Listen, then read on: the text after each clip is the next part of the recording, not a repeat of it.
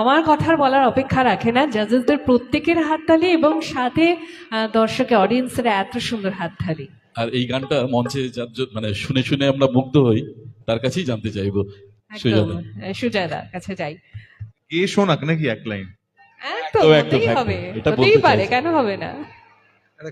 শোভনাটা সুন্দর করে কেস খাইয়ে দিল আমাকে। মিউজিশিয়ানদের আমি বলেই এলাম, খুব ভালো গেয়েছিস, খুব ভালো। আর ওর যা বয়স, সেই বয়সে মানে এক্সপ্রেশন বুঝে গাওয়া এগুলো ইয়ে নয়, বাট ওর বয়স অনুযায়ী মানে হি ট্রাইস বেস্ট।